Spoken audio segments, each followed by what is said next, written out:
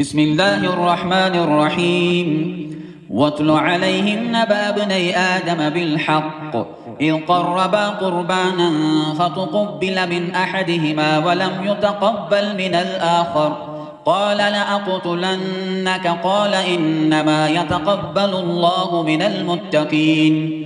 لئن بسطت إلي يدك لتقتلني ما أنا بباسط يدي إليك لأقتلك إني أخاف الله رب العالمين. إني أريد أن تبوء بإثمي وإثمك فتكون من أصحاب النار وذلك جزاء الظالمين. فطوعت له نفسه قتل أخيه فقتله فأصبح من الخاسرين.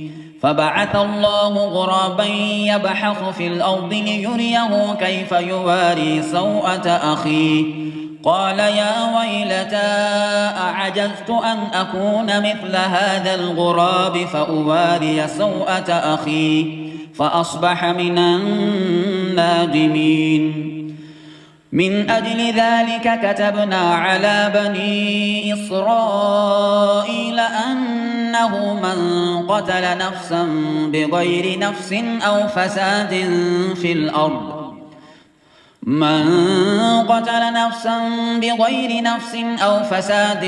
في الأرض فكأنما قتل الناس جميعا ومن أحياها فكأنما أحيا الناس جميعا. ولقد جاءتهم رسلنا بالبينات ثم إن كثيرا منهم بعد ذلك في الأرض لمسرفون. إنما جزاء الذين يحاربون الله ورسوله ويسعون في الأرض فسادا أن يقتلوا أو يصلبوا أو تقطع أيديهم وأرجلهم من خلاف أو ينفوا من الأرض ذلك لهم خزي في الدنيا ولهم في الآخرة عذاب عظيم.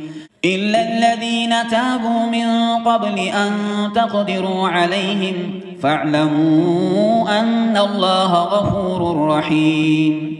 يا أيها الذين آمنوا اتقوا الله وابتغوا إليه الوسيلة وجاهدوا في سبيله لعلكم تفلحون.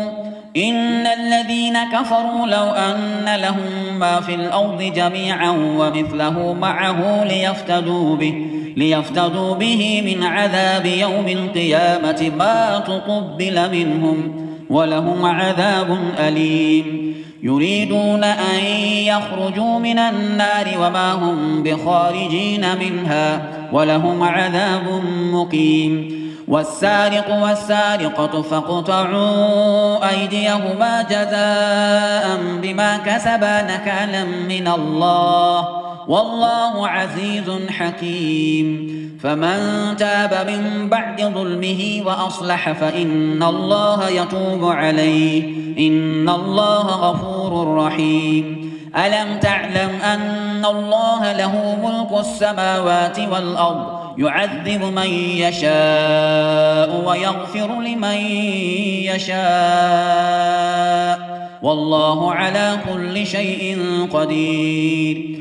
يا أيها الرسول لا يحزنك الذين يسارعون في الكفر من الذين قالوا آمنا بأفواههم ولم تؤمن قلوبهم ومن الذين هادوا سماعون للكذب سماعون لقوم آخرين لم يأتوك يحرفون الكلم من بعد مواضعه يقولون إن أوتيتم هذا فخذوه وإن لم تؤتوه فاحذروا ومن يرد الله فتنته فلن تملك له من الله شيئا.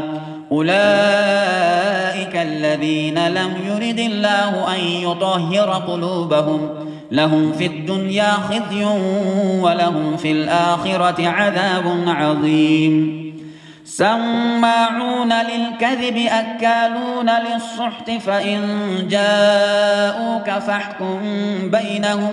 فاحكم بينهم أو أعرض عنهم وإن تعرض عنهم فلن يضروك شيئا وإن حكمت فاحكم بينهم بالقسط إن الله يحب المقسطين وكيف يحكمونك وعندهم التوراة فيها حكم الله ثم يتولون من بعد ذلك وما أولئك بالمؤمنين